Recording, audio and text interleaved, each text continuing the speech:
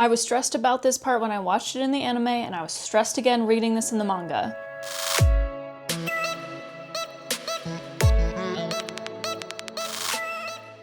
Hey, what's up everyone? Welcome back to the channel and to another video. Today we are going to be discussing Medalist Volume 3. And we are a short 2 weeks away from Season 2 premiering. I am so excited. I have heard that it's only going to be 10 episodes, which I'm a little bit sad about, but it's going to be an amazing 10 weeks. Now, if this is your first time with the channel, hello, welcome. My name is Hannah and I am a competitive figure skater. In fact, when I started watching Medalist Season 1 on here, I was introducing myself as a former competitive figure skater, and the show motivated me to get back into it, and now I am about a month away from my first competition in 7 years. I'm terrified. Not actually, but I'm just super excited to get back into competing, and reading this volume, let me tell you, I was stressed when I watched it in the anime, but there was a new level of stress reading it right now as I'm prepping for a competition, and it had been so long since I've been under that kind of pressure. Holy moly. But we're gonna dive right in, but before we do, don't forget to like this video, subscribe to the channel, and leave a comment your thoughts. Like I said, I was reacting to Season 1 of Medalist. I am intending to react to Season 2 of Medalist once it starts in a couple weeks. So if you are interested in my thoughts as a competitive figure skater on the show, make sure you hit that subscribe button and join in. And I got my trusty notes, so here we go. And also a side note, I just love the artwork of this manga. This is something that is different from the anime because obviously the anime art style is going to be similar to the manga art style, but it's definitely different. That's the way it is for pretty much anything I've ever seen. And I can just tell there is multiple panels within this manga where there's just so much passion from their toes to their fingertips. It's so perfectly on point with what figure skating actually looks like, but it also is just stunning artwork. So I feel like I have to call that out because I don't get to when I watch the anime, since it's different. I like to call it the animation, but with the manga, I just want to give a shout out because the art style is truly gorgeous. But starting with chapter 8, which was called The Powers of the West Part 1. So we are headed to Kyoto for our next competition as level 1. And right off the bat, Inori is so adorable when she walks into a rink with 2 sheets of ice. And it sounds so funny, but that is actually so relatable. Most ice rinks nowadays, especially ones that are built recently, you know, within the last probably like 20-ish years, usually have more than 1 sheet of ice. That's actually very common. This allows them to be able to run freestyle sessions and hockey at the same time, or a public session and hockey. It just frees up their schedule. It literally doubles the amount of things you can get done in one day. And I think that's actually a good callback to the fact that in the last volume, I was very surprised by their scheduling at their ice rink being super late, or like 3 o'clock in the morning. I've never experienced that. However, when I first started skating, I skated at a little ice rink called Aliso Viejo Ice Palace in California, which is actually a very well-known rink. I actually got to meet Olympic silver medalist Sasha Cohen because she trained there. Was I skating on the same session as her? No. But I was at the same rink as her, and I always thought that was the coolest thing. That rink was a tiny little rink. We called it a little hole in the wall place because if you blink, you miss it when you're driving by. You don't even expect it to be an ice rink because it looks like it's in like corporate building area, like you're expecting office spaces, not an ice rink. And the first time I walked into a different rink called, at the time it was Disney Ice, now I don't even know if it's called Anaheim Ice anymore either. They have 2 very large rinks. Like one of them is an Olympic size rink. And I had that same shock that Inori had. Growing up in a rink that's small and only has 1 sheet of ice, when you see 2, you're just like, this is so cool. So it's like such a very specific experience that not every skater has, because a lot of skaters, especially now, start on rinks that have multiple sheets of ice. In fact, one of my rinks that I go to almost every week has 3 sheets of ice. I had to switch to holding my microphone because my sweatshirt is a little bit too thick for the little magnet thing, so I'm gonna have to hold it for the rest of this video. But anyway, it's a little bit of a very niche thing that I could relate to, that I was like, oh my gosh, I think I missed this when I watched the anime, where she just is in awe of those 2 sheets of ice. I thought it was really cute. They did a very good job at explaining the qualifying structure. So I've mentioned this multiple times. Obviously, this story is set in Japan. I grew up skating in the United States. While there are fundamentally a lot of similarities because fundamentally skating is the same across every single country. Different countries have different qualifying structures, different countries have different levels, and how they structure everything can be different from country to country. So I really, really like that this mangaka is clearly not just researching, but genuinely taking the time and care to learn what the real life figure skating world is about. That is something that I've seen a lot of people talking about as we get more and more skating entertainment content out there. There's a skating show that's coming to Netflix at the end of this month, which, by the way, shameless plug, if you're interested in watching me react to that, I am going to. I'm going to on my skating channel, though, which is linked in my description. I am going to be posting more very specifically skating related things on that channel. So if you are interested in that, feel free to subscribe. But already looking at the trailer of this new Netflix show, I know it's not going to be realistic at all. Like they're talking about ice dance and she's jumping. Like it's almost as if these people that are making these shows, they're using skating as a backdrop for a different story, and they're not willing to do the care and research of the sport because it is very complicated. But it's almost as if they're like Googling and using the AI summary. What is ice dance? And the AI summary says, oh, it's skating. They're just gonna be like, okay, cool, right? This is so clearly someone who's like going to the rink, talking to these skaters. And we know there's real life skaters who aren't involved with it and everything. But I can just tell that the story itself is about skating. It's a love letter to skating, and that is so refreshing. I have never, even Yuri on Ice wasn't like that. Yuri on Ice, while they did a much better job at getting the details right than most Hollywood, like Western shows, like let's be real, it's a problem over here in the West. They just don't pay attention. Even though Yuri on Ice got a lot of those details better than our Western shows, it was still like skating was the backdrop of more of a different story. It was more about developing Yuri, and skating was just what he did. This story is about Inori, and we're getting great development, but at the heart of it, every single thing, every moment that we're developing the story, it's about skating, and I really appreciate that about this story. So just a fun fact, during this chapter, this is when we realize that Inori has left her skates on the train, which I talked a little bit about it when I watched this anime episode. This is not something I can truly relate to because in America, we don't use public transport like that. So you either forget your skates at home, and depending on how close the rink is to you, it might be a quick drive to go get it. It's super easy. You're not having to deal with calling people. It's just like, oh, I left them at home. You left them in the car, which you just walk out to the rink or walk out of the rink and grab it from the car. Or the worst one is you left them at home and you're like in a different state or you're 2 hours away and there's just no possible way.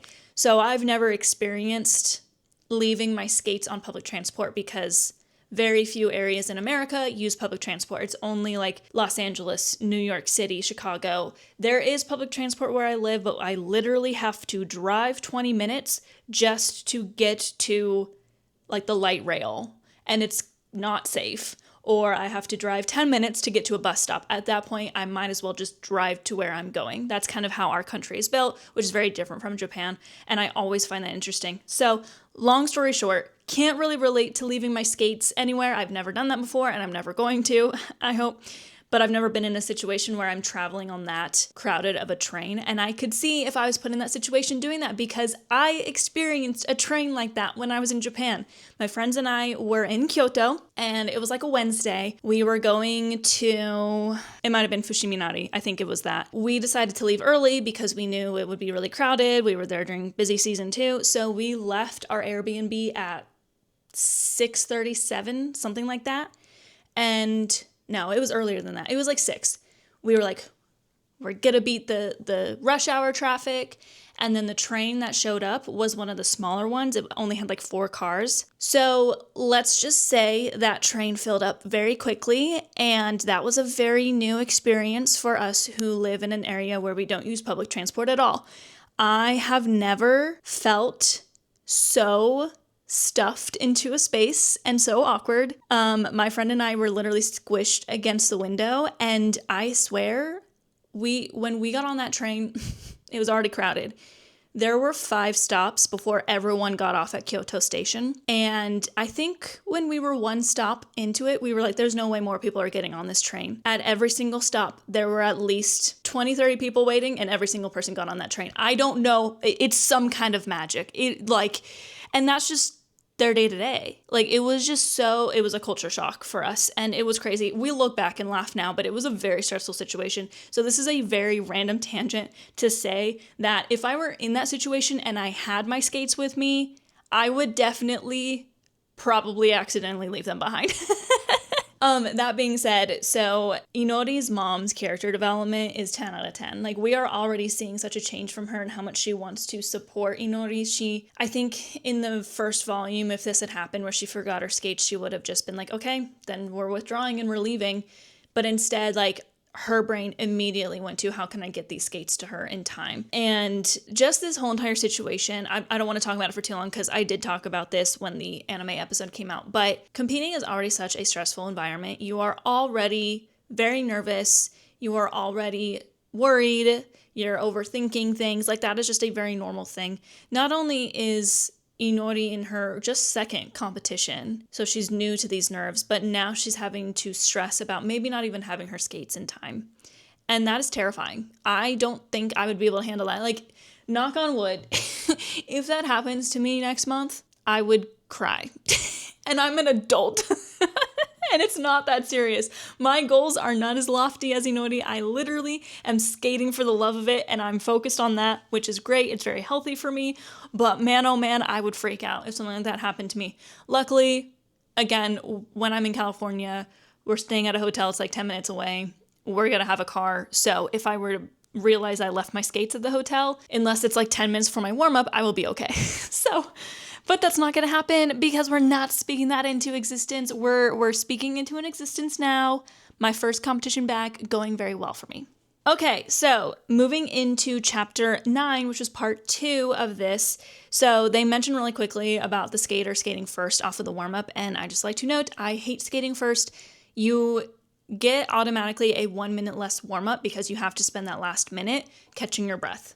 Because the warm-up is tough. You don't get to break. You don't get to like stop and drink water. You just have to keep going. And it's a test of stamina just as much as doing your free skate is. So you have to stop and you have to like chill for a minute before you go, while the other skaters get to get off the ice and sit down and relax. So I hate skating first, but I also hate skating last. I prefer skating second. That's like my best spot because I don't want to wait too long. I don't want to like let the nerves take over, especially if it's a bad warm-up, but I don't want to skate first because I don't want to have a shorter warm-up. So let's talk about the math that they were doing. So this is something that they depicted so well, and that's something that people don't generally think about with figure skating, is there are so many rules that we are aware of. There are so many rules in figure skating. It is not as black and white as a casual viewer thinks it is. It's not just about, oh, they landed the jump. We only have a certain amount of jumps that we can do. We can only repeat a jump once. And if we repeat the same jump, but don't put a combo on the second one, we get 70% of the base value. Like, there are so many different rules that we have to be knowledgeable on as skaters. It's not just on our coach, because here's what happens. You go out and you skate, you mess up. It's going to happen. Like, that happens to everyone. You now have to figure out where you will fix that, which you can't even fully fix it because you've lost out on some points for having like a poorly executed jump or a fall or a pop, something like that. Usually it's not something you can fully make up. But let's say, for example, you have a planned, I'll talk like high level. So you have a planned double axel, triple toe loop combo, but you accidentally do a double axel, double toe loop. Well, you more than likely have 2 double toe loops somewhere else. Double toe loops are the most common, easy combo for high-level skaters. So if they accidentally double it, they now cannot do one of the second or one of the other double toe loops because you cannot do a jump 3 times. So there's so much math that goes into it that you have to be literally able to think of as you're competing. So you're already in this stressed out state. You're already like high adrenaline. You're already upset because you made a mistake, but you have to be able to think on your feet and you have to be able to know the rules well enough that you can change it on the fly. You have to. Skaters at this age in this story usually can't do that. Like, that's usually just not something that they're going to do. If they mess up a combo, Normally, it just means you're not getting that combo. Most coaches are not pushing their skater to try and think, okay, you can do this, you can do that, because it's a little bit too much for like a 9-year-old to really understand. That is definitely a very helpful way of being able to do things for her, that she has a clear mind that she can do that math. And pretty much in this situation, because the mistake was so minimal, she just was a little wobbly and didn't have the confidence to go into it, she pretty much didn't lose out on points at all because of that. So that's really hard to do, even at my age. Not gonna lie. So then Inori goes, and she falls before she starts, which is literally the most embarrassing, terrifying, awful thing we ever do. I've done it once. I wanted to turn around and get off that ice. I was bright red. I was so embarrassed. That is literally the most embarrassing thing you can do. Does it affect your score? No, not technically, but the judges might take note and be like, they might not be that good of a skater. But it is the most embarrassing thing ever. And oh my goodness, you want to go into a corner and hide. You don't want to say hello to anyone because it's the most embarrassing thing that can ever happen to you. Inori starting to push harder during her program, but it requires more stamina that she wasn't training, so she was getting tired. Holy moly. So let me tell you something about my current state of affairs with skating. Running a 3-minute program, which is what I have to do, is death to me right now. My coach just told me yesterday that I must start running it from start to finish without skipping any spins, because I've been skipping one spin to build up to it for my stamina. I think I might actually pass out when I try it the first time. So that's fun. I'm doing everything I can to train my body to build my stamina, and it's so much better than it was a few months ago, like insanely better. I'm doing the stair stepper at the gym. I'm starting to run, which I hate with a passion. I hate running, but I'm not going to be fully up there when I compete. So Inori, trying to push harder, which does take more stamina, it requires more energy to push harder, is absolutely something that can hit her, especially if she hasn't been training that way. You do have more adrenaline pumping when you are competing, so naturally, usually your stamina doesn't need to be quite as high when you compete. You're going to be able to get through the program a little bit easier because the adrenaline is kind of helping you through, but it still is a wall. And for me, when I start to feel tired, I'm working on this mindset, because my mindset is I just don't want to keep skating. I just want to stop. Which is so bad. I can't keep having that mindset. I am literally a month away from competing. But anyway, it's really interesting that they brought that up and then talked about how she can gain more speed by just being on different parts of her blade and changing her body weight. That is a skating skill. Being able to generate power and speed without using your grittiness and without pushing harder is an excellent skating skill. That's a sign of a very good skater that has good control over their blade that not even I have mastered. I'll be real. I've been skating for over 20 years and I have to push hard to go fast. So good for Inori. She's a prodigy. Absolutely. And then she finishes and she's stunning, and then she falls again, and this time she hurts herself. So that kind of pushes us into chapter 10, where we start to talk about Inori's shin splint possibility, that she sprained her ankle, and the overuse injuries within skating. This is a very important thing to talk about, and I really genuinely wish that more coaches in real life were as healthy as these coaches were handling these overuse injuries, because we actually also talk about Emma,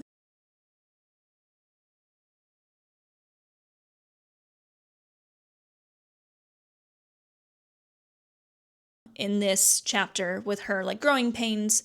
We talk about her, she mentions that she doesn't want to eat because she doesn't want to grow, and that is a very real thing that plagues this sport. There is a very real mindset of what the perfect body type is for skating, and it is petite. It is as small as possible, which comes from a place of, okay, you're more aerodynamic, right?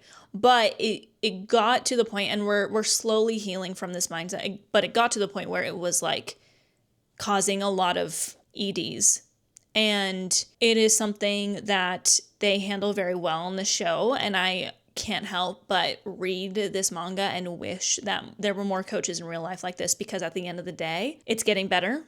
It absolutely is. Like I said, we're moving towards healing in the sport.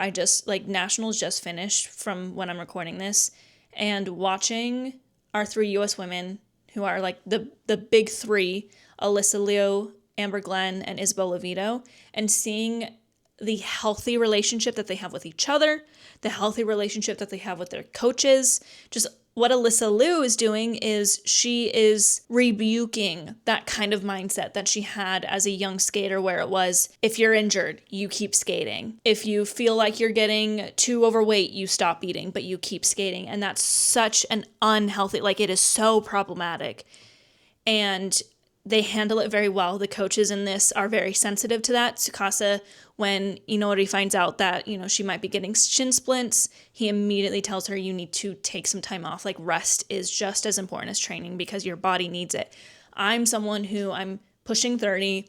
Ever since I started skating, like, I've been having aches and pains. My hip flexor is on and off again, like just a little bit sore.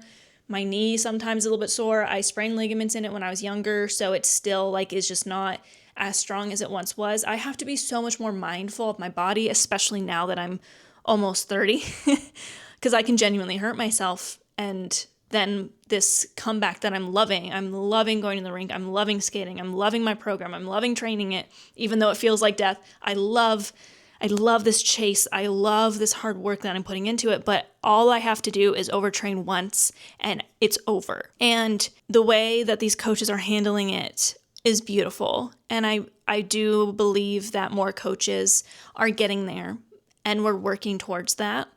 But I only can hope that we continue to go that route because athletes are human beings, whether they're children, whether they're adults. We need to be handled as human beings and not robots because this sport is so hard on your body. I am so tired of skaters' careers being cut short before it even begins because of a bad injury. That is 100% because of poor training regime. Like 100%. It like made me emotional this time around. I don't think I got emotional with the way like Tsukasa handled Inori's thing and then the way Emma's coach handled her whole like growing pains and all of that like desire to not eat because it would mean I wouldn't grow. I was getting emotional because coaches are working towards that. But I have seen, luckily for me, I've never had a coach tell me like, well, too bad you have to keep skating. Or sure, don't eat. Like that's fine. I've always had coaches that have been in my corner and treated me as a human being, but I have live seen other people that I've trained with go through these kinds of things where they are on the ice after a concussion so much sooner than they should have been. And it's just this mindset of like, well, you got to train. Training is the only way to get better, but you have to rest. Resting is the best way to train because if you overtrain, you will hurt and it's not going to work out well for you. So I took a long time to get through that because it's something that is very, very prevalent in the skating world. And like I said, we're moving away from it finally. And I think that comes a little bit with, honestly, the lack of Russian competitors because it kind of stems from that style of training. Like most of the coaches here in the States that do that kind of style of training were coached by Russian coaches. Like I'm not going to sugarcoat it. It is a very Russian way of doing things. Like Eteri Tukteretsi is known for being someone, like her students have literally come out and said, there were days where I wasn't even allowed to drink water. I washed my mouth out with water, which is so dangerous. You need to be hydrated. And I think we're moving away from that because Russia hasn't been competing, but they're going to be back. What's going to happen then, I was sobbing over Emma again. Her story is so personal. It really speaks to me a lot just because I went through like those growing pains. I lost a lot of my talent and that sort of thing. Like when I started skating, I was very talented. I caught on to things well, but as soon as I started growing and getting taller, I just lost my groove, I guess. I ended up being pretty much the tallest I am. I'm 5'5". I was 5'5" by the time I was 12. And I see like little 12-year-olds now and they're like little tiny things and, they can just throw themselves in the air because they're so small. Like I never got to experience that because by the time I was working on doubles, I had already had my growth spurt. So Emma's story really gets to me. And then at the end of this chapter, we have a time skip of a year. I do remember this in the anime. It's still very jarring. I understand it. Like at the end of the day, this is a manga. This is an anime. Like we're going to have time skips. I'm sure like if you were to have a trained samurai watch Demon Slayer, they would be like, oh, we skipped over all of the learning part of like the sword techniques. For me, it's kind of the same. I think it's a little bit of a catch-22 with Medalist because it is following a skater from the start. So I feel like we could fluff out that time, that developmental time. But I know at the end of the day, the goal is probably like we're going to end up at the Olympics, is what I'm kind of assuming the story is going to go. So we have to get there, and we can't take 20 years to get there. So I get it. Okay, so moving on to the final chapter of this volume. So obviously we kind of skip over her healing and we kind of just breeze over like, okay, she figured it out, which again is fine. I wish we had gotten a little bit more time. They handled like the immediate aftermath of these like injuries and stuff well. I wish we had spent a little bit more time kind of diving into the mental strain that it takes to come back from injury. That's a very common thing in the sport that a lot of skaters just can't come back. Like that injury really was career ending. They try to come back, they just never can. So obviously with Inori, she's still young, like she's only 12, like she's still very young, so it's not a big deal. But we come back and she is competing at level 5. She has, of note, all of her combos are the last 3 jumps, which is so difficult. Worth a lot of points because you get a 10% bonus after the halfway mark. It's a way of trying things, you know, it's something that a lot of people try so that they can get those points, but it's very risky because if you do all of your solo jumps at the beginning, if you mess up one of those combos, then there is nowhere to put it and you just lose the combo. So it's risky, but the reward is great. So if you can manage it, then there's no reason to not do it. You know, Alyssa Liu is doing it in the short program. Her combo is the second or the third jumping pass, the third of 3 jumping passes in her short program, and she has the most difficult combo there is, a let's loop, which Hikaru did, but she's doing it in the second half, so if she misses it, like, she just doesn't get that combo. It's very, very risky, but so far, she's been doing just fine with it. Kaori Sakamoto does the same thing. She puts her combo in the second half of her short program. Very risky. Kaori doesn't have quite as difficult of one. She does a toe loop at the end, so if she lands the flip a little weird, she can usually still manage. Alyssa does a loop, so if she lands the lets wrong, she just doesn't get the combo. So I was glad when we were talking about the double axel with Inori that we got a brief callback to her working on her single axel, since we literally brushed over that immediately. Like, we never learned about how long it took her or any of the process, which was one of my biggest grievances with, I think it was in volume 1 where we went there, but I'm glad we got to see a little bit about her learning, like, okay, an axel should be called a double jump, which I agree with. It's 1.5, so it's a single, but it feels like a double, and a double feels like a triple, so good for her for saying that. I was like, yes, queen, speak up, preach, yes, it should be worth more points. This chapter also, so this is when Ryo leaves Jun and his dad's like rink with Hikaru and goes to Nagoya with Inori and Tsukasa. And Tsukasa just immediately starts praising him and the way that he was doing the jump, because it was very different from his dad, even though Ryo always is told he jumps the same way as his dad. And Ryo like wants to really, really be happy about the praise, and then is like trying to say that you shouldn't praise me, blah, blah, blah. I really like how this chapter shows the differences. There are different ways of coaching, and different students are going to handle that way of coaching differently. You have to be able to understand how your student works, and you have to adjust the way you coach with them, which is why like some coaches are like, oh no, I'm just a tough coach. Well, then not every student is going to do well under you. Or Tsukasa, you could probably say, is just always a really nice coach. Well, not every student's going to do well under him. Like Hikaru wouldn't do well under Tsukasa. We see the way she learns is just by watching in this chapter, which is very rare. Those skaters that can do that are very talented. Yeah, it does a good job at showing like Jun's way of teaching, which is literally he does it and then he tells her, did you see it? Okay, go and do it. And then Tsukasa's like the exact opposite, because he can't do these jumps, but he like breaks it down to a very, very, very small detail, which is why he's so good at coaching, which brings me into Ryo's mindset about like, oh, if your coach can't do what they're teaching you to do, then they're not good at coaching. I talked about this with the anime, so I'm not going to say a whole lot, but that's a very common way of looking at things, especially when you're a kid, because you don't understand. But for the record, most coaches today cannot do what their students are doing. They maybe used to be able to do it. They cannot now because they're retired. Their body can't move that way anymore, or they never were able to. But that does not mean they cannot teach it, because it's different. Like, I was able to do double jumps, but I was not able to teach double jumps. Like, I was the opposite side of the spectrum. I realized that I was not going to be a full-time coach when I realized that I was unable to figure out how to teach a double jump, because I could do it, but I couldn't break it down well enough for someone to learn it. It's very different. Like, some coaches can do it and they can show it. Some coaches can't. It really depends. But it's very common for a kid to be like, I don't trust you because you can't do it. Like, it's a pretty normal mindset, and I know Rio's going to have to break free of that. My final note was they literally threw Adea right on the skate, which is an actual skate brand. I wonder if they actually had to pay money to be able to do that. Usually they, like, switch one of the letters around. It could be, like, Abea or something, but no, it was an actual Adea skate, and it was perfectly designed. I have the same skate right here, an Ice Fly.